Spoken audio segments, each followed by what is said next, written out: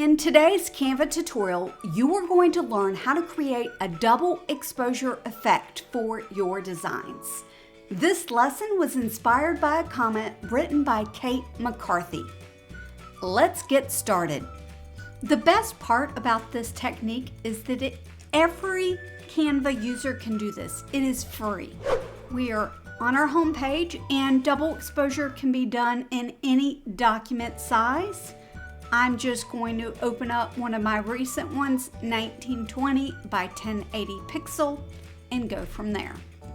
When you search for photos, let's say that I'm looking up forest, and even when I go to photos, a lot of them are going to be your pro images. But we can filter it down to free in our free account by searching in Pixabay or even in Pexels. Your side page might look a little different than mine. We're going to go to More, and you will look at Apps and Integrations.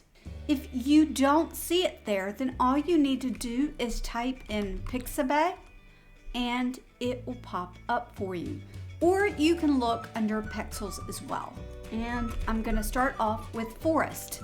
Now, all of these are free forest images that I can use. A bonus tip for you is that Pixabay is actually a website, and you can search for free images here as well, along with, look, illustrations, vectors, videos, musics, and even sound effects. I might even get more images than Canva shows me. It's got a Pixabay license, free for commercial use, no attribution is required. Click free download, and I can download it in the size that I would like. I'm not a robot. What if I was? You can even look at the artist's other images as well. Let's go back to Canva. And I'm going to use this image right here. This one is called Sunlight Through Trees. Right click, set images background. Now, I'm going to look up a person.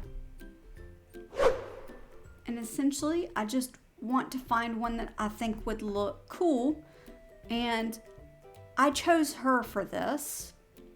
If I go and make her the same exact size as this, it will take over the background. Do you see that? Now the original one I did is not there. So I'm going to undo. I'm going to go to Elements and type in Grid. Go to All, and there is a grid that will cover up the whole thing. I can left click and slide her in, and then I will be able to adjust her. The double exposure technique just requires transparency.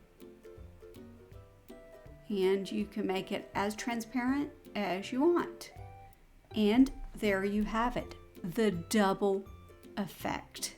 Do you remember the image that I downloaded a little earlier? Well, now we're going to play around with that. Go to your Uploads tab and Upload Media. This is where you can upload your own image. When you set your image's background, if you decide you want to give it a transparency, it will automatically transparent to, or reduce to the white in the background. I'm going to detach that because I want you to see what it looks like when I change the background color to a color within the image. So now I'm going to replace background again and reduce the transparency. And you'll notice up here the background color, we're going to change it to another color within the photo. So now it gives it this effect. Now this effect. And this one.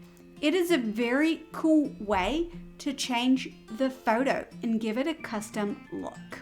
And now it's time to add our image on top. We need a grid. And I'm going to go back to Pixabay. So I will pop it right in and add the transparency. Now, what if you want the fairies up higher on the hill? When you do that, it makes your alignment off because you can see this harsh line. There is an easy way to correct it. I'm going to take this line first and go down, make it larger like this, and you just keep moving your top image until you get it where you want it. Keep moving it up and dragging it down, and now we'll move it over like this. I like the way that looks. You could even reduce the transparency a little bit. It is an awesome fairy tale wonderland, and you could even add some elements to it if you'd like. Here's a fairy. We can do the transparency with her as well. There we go. Now, remember, if you have a grid, you're going to want to lock it, or if you place an actual image on top instead, this one, then it will try to take over the grid. You also mentioned masking in your comment, and I will be going over a masking technique in a future tutorial. I am planning on doing the masking tutorial on December 15th, depending on how recording goes. If you like this Canva tutorial and want to see more like it, be sure to comment to let me know.